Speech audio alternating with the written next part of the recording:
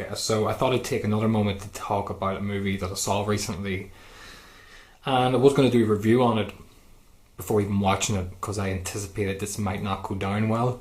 So the movie I'm talking about, obviously it's in the title, Hotel Transylvania 3. So we're coming up to Halloween time. It'd be interesting to throw this rant up here.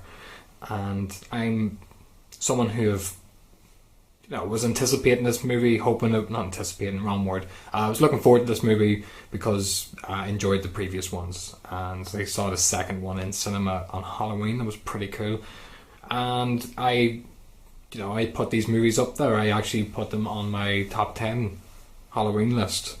So unfortunately, the third one's just not as good, and not surprising because it's very difficult to keep something going, And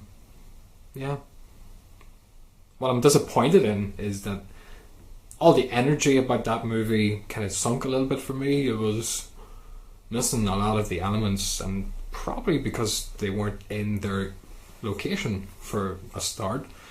It's very hard to take that cast of characters and make it work somewhere else where, it doesn't work for me. I mean, you take them out on holiday and expect us to really go with that concept.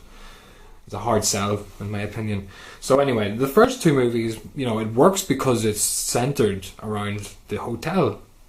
Once you take them out, that's what I'm trying to say, once you take them out of there and put them anywhere else, it's a hard sell unless you've got those characters worked, and they're not well rounded enough to really, run a whole movie on a cruise ship, which is this movie. And there are some moments in it. I'll tell you what, the first thing that comes to mind positively about this movie is I'm trying to do this spoiler free. There's a moment with I don't have any notes in front of me, so this is one of those freelance ones. The werewolf characters, Steve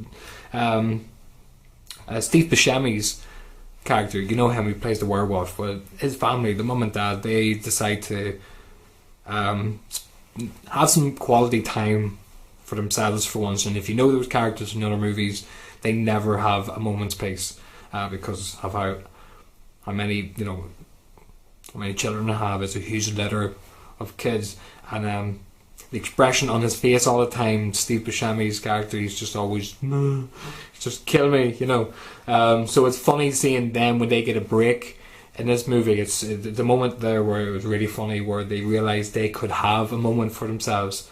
It was like a dream come true, so that was really funny actually. So there are some moments in the movie that will get you, but no, I wasn't entirely sold on it. I don't know, it's unfortunate. I thought it had a good run, and I just didn't know if there was enough for a third movie. I mean, they have the kid, but no, I don't think the location really suited them. I've already mentioned that, but I'm stressing it.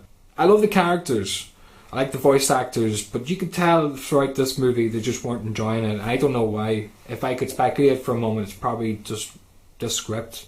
I wasn't laughing as much as the other ones, and it doesn't really aim to the adult audience. This is really aimed for kids. Of course, it's a kids' movie. Don't get me wrong, but there's certain rules you put down. Do you know what I mean? If you're going to be watching this with kids, or that there's a certain thing that you've built up from the start, you better play out. You better stick with it. Do you know what I mean? Because this was fun. There was a lot of adult humour in the other two movies, which is why I kept watching it.